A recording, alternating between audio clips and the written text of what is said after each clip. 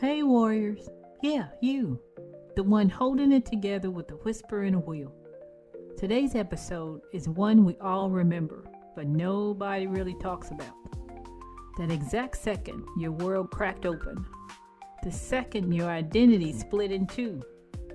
The words hit your ears. You have. Followed by something that changed everything. A diagnosis. A sentence. A sentence that changed your sentence. Your life. You won't forget what you were wearing. You won't forget the way the doctor said it or didn't say it. And whether you broke down right there in the room or waited until the door closed, something in you shifted. Today, we're not just talking about diagnosis. We're unraveling the moment your life was interrupted, when you stopped being seen as fine and started being labeled.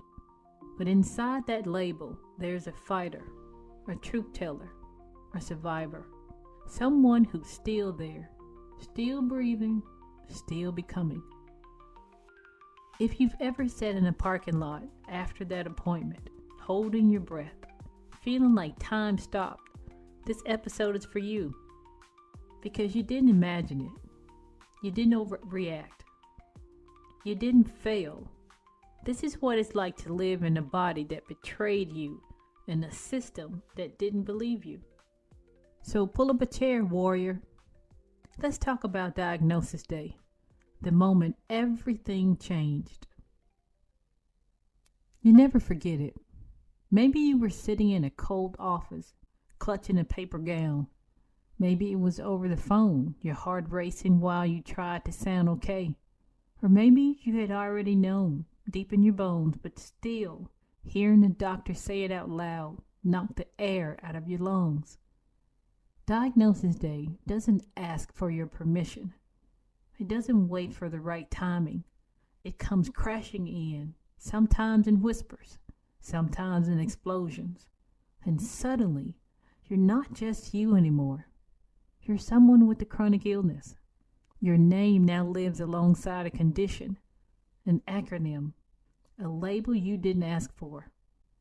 This isn't a celebration like getting married. You didn't walk across a stage and earn a diploma.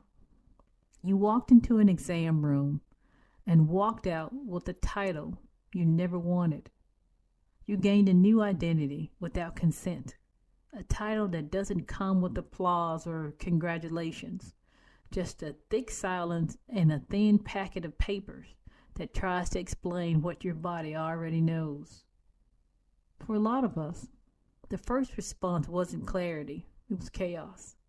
1,000 questions with no answer. A quick printout, a follow-up appointment 2 weeks out, maybe a prescription, maybe nothing. And we're supposed to just carry that home with us, like it's normal, like it's not an emotional earthquake. Your mind tries to keep up, but it can't. The doctor's still talking, but you're somewhere else. You're trying to remember how to breathe. You're wondering how this will affect your job, your relationships, your future. Inside your chest is chaos, like your heart and mind are both trying to process a tsunami with a teaspoon. You may smile and nod, acting like you're absorbing it all, but nothing is sinking in. It's like being underwater with your ears ringing and the light above just out of reach. You're disoriented, confused, and completely alone in a room that should feel safe. And the truth is, no matter how strong you are, no matter how much you suspected it, those words are heavy. They echo, they haunt, and sometimes they harden you. Not because you want to be hard, but because soft doesn't feel safe anymore. You sit in your car after, keys in your hand, but you don't start the engine. You stare, you cry, or maybe you just go numb because your body is still yours, but it feels like a stranger now. And your life, your job, your relationship, your future suddenly feels like it belongs to someone else. There's a haunting stillness that follows. You walk out of that room and into a world that hasn't changed at all, but you have. You go to the store, make dinner, answer emails, but everything feels off. You're walking through a life that doesn't quite fit anymore. You become hyper aware of every twitch, every ache, every moment your body feels off. Is this part of it? Is this the beginning of something worse? Your mind becomes a battlefield, and your body becomes foreign territory. Where were you when you first heard your diagnosis? What's the detail you remember most? Grief comes in waves, and diagnosis is its own kind of death. The death of certainty, of carefree mornings, of feeling like you're in control. Suddenly, there is a weight pressing on your chest that doesn't go away when you sleep, because your body didn't just change, your identity did. You start to realize the world feels different. You wake up and nothing looks the same. That sense of freedom you used to have, gone.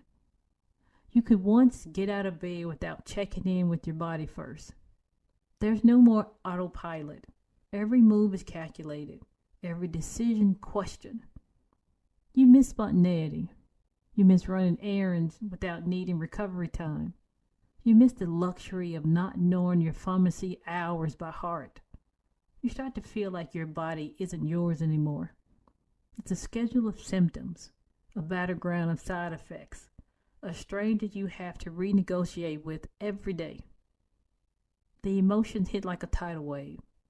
Anger, guilt, shame, isolation, fear. You ask yourself, was it something I did? What if people don't believe me? Will I ever feel normal again? You grieve not only the life you had, but the one you thought was coming.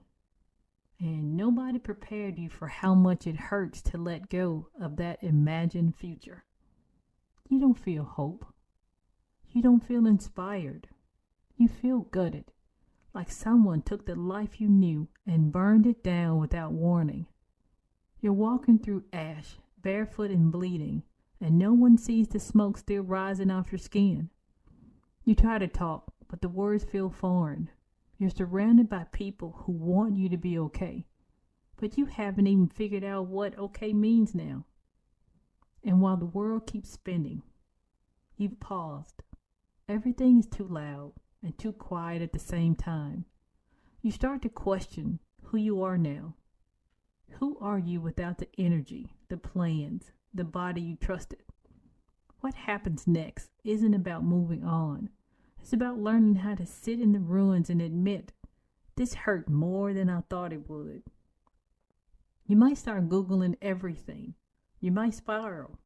You might not tell everyone because you don't want to be a burden. Or maybe you do tell people and they minimize it. At least it's not cancer. My cousin had that and she's fine. And just like that, you learn to keep quiet about your pain. It's lonely, infuriating, and heartbreaking. But you know what else it is? Human. It's so human to mourn what we've lost, even when no one can see it. To cry over your body, to feel betrayed, to feel afraid. But you don't stay there. You start to ask questions. Not, why me? But, how do I live with this? Not, will it ruin my life? But, what kind of life can I build now? What emotion hit you the hardest in the weeks following your diagnosis? And then something happens. Quiet at first, subtle, a flicker of defiance that pushes its way through the grief. You wake up one morning and the sadness is still there, but it's not the only thing in the room. There's also a question ringing in your mind. Now what? Not in despair, but in decision. This isn't the part where everything magically gets better. It's the part where you decide, I'm still here. And if I'm still here, I'm going to fight to make this life mine again. You start to notice your own strength in small ways. You make a meal. You take a shower. You laugh. Really laugh. For the first time in weeks, maybe months. These aren't just moments. They're milestones. At some point, and it's different for everyone, you start to fight back. Not always in dramatic ways. Sometimes it's just getting out of bed, going for a walk, saying no to a doctor who doesn't listen, joining a support group, listening to a podcast, advocating for yourself, or simply speaking the truth out loud. I have a chronic illness, but it doesn't have me. This is where resilience is born. Not because you wanted to be strong, but because you had to be. Every time you filled out another medical form, every time you sat in a waiting room with strangers in fear, every time you looked in the mirror and chose to keep going, even when your body felt like it was quitting on you. In the beauty, you start meeting yourself again. You see that you're softer now, but also sharper, more empathetic, but also more assertive. Your boundaries get stronger. Your circle gets smaller. Your purpose starts whispering louder. You don't go back to who you were before. You built someone new, someone rooted, someone real. You stop apologizing for needing rest. You start researching your condition, not out of panic, but out of power. You say no more often, but you say yes to yourself. You reclaim your voice at doctor's appointments. You let yourself cry without shame. And when someone tells you you don't look sick, you no longer shrink. You straighten your back up and say, I'm still standing. Some of that fight might come from the people who love you, the ones who held your hand when you couldn't hold your own strength.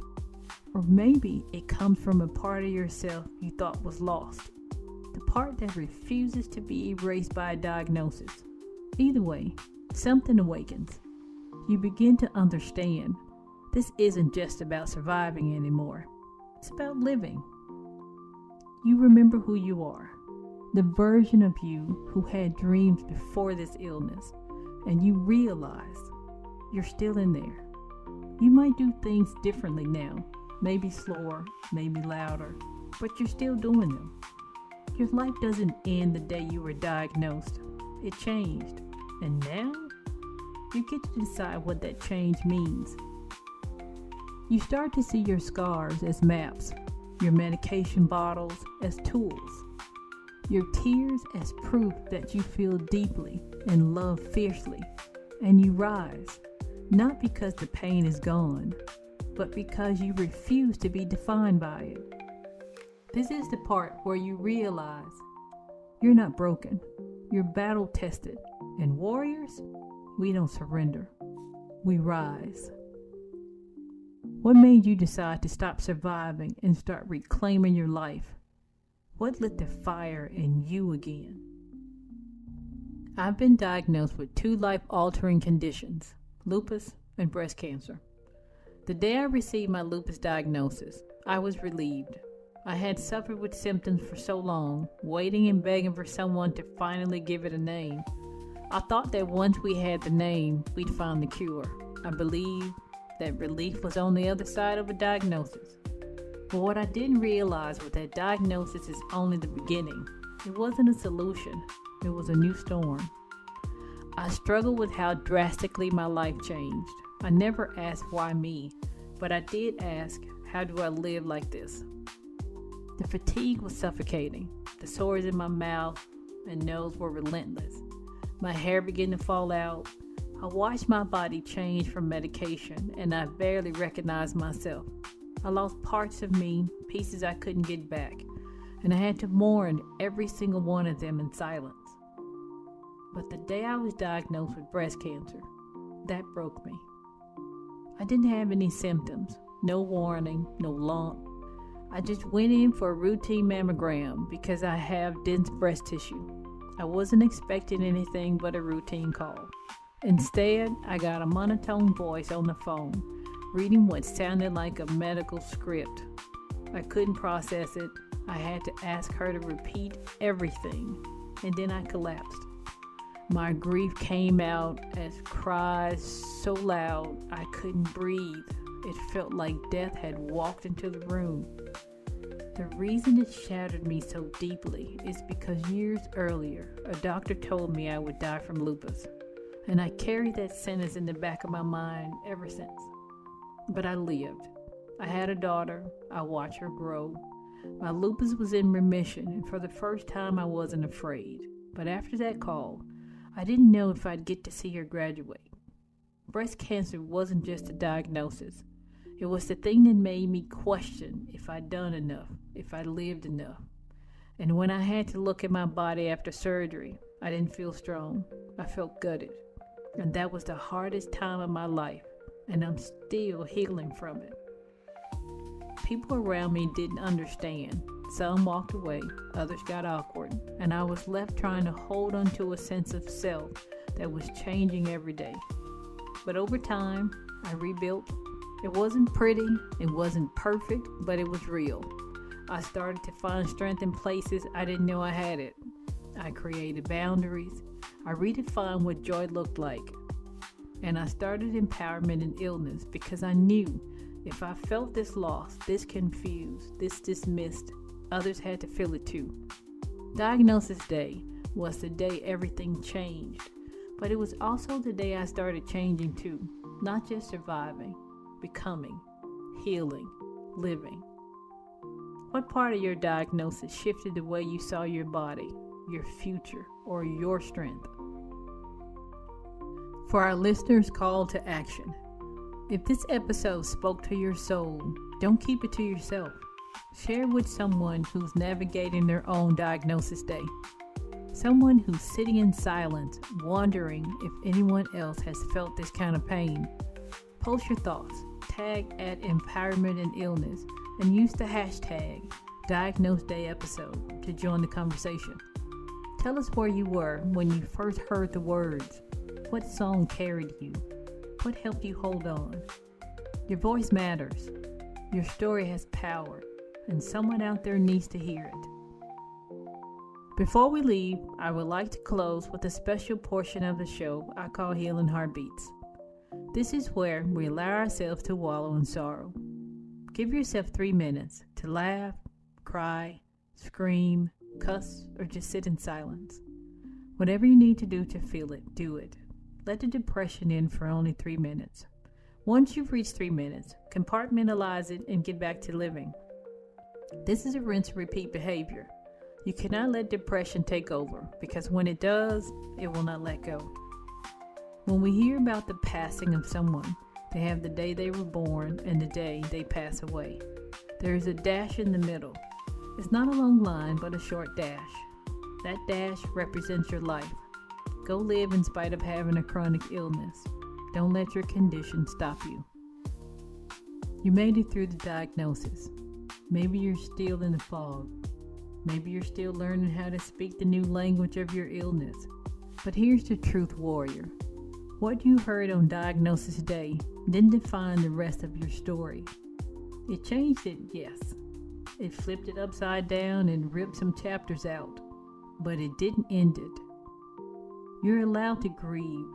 You're allowed to feel broken, confused, angry, numb. You're allowed to not have the words, because this journey isn't about being strong all the time. It's about being real, raw, human. And you've just walked through one of the most human experiences there is. The moment your life changes and the world doesn't stop to notice. If you felt like screaming, hiding, or giving up, you're not alone. If you looked into the mirror and wondered who you are now, you're not alone. And if you found yourself clawing your way back to some version of yourself you can still recognize, that makes you a warrior. Diagnosis didn't break you. It introduced you to a part of yourself you didn't know you needed. The fighter, the truth teller, the survivor, the one who still shows up. Diagnosis Day may not be a day you celebrate, but it is one you can reclaim. So as you sit with this episode, I want you to remember, you didn't imagine it. You didn't overreact. And you are not weak. You're becoming someone who holds pain and power in the same breath. That is sacred work. That is survival. Let your story be the torch that lights someone else's path. You have wisdom now, strength, and community. And hey, if you need a reminder, come back to this episode. Come back to us. We're building a place where illness meets empowerment and nobody gets left behind. Remember, you have the strength, the heart, and the support to continue your journey. Be safe.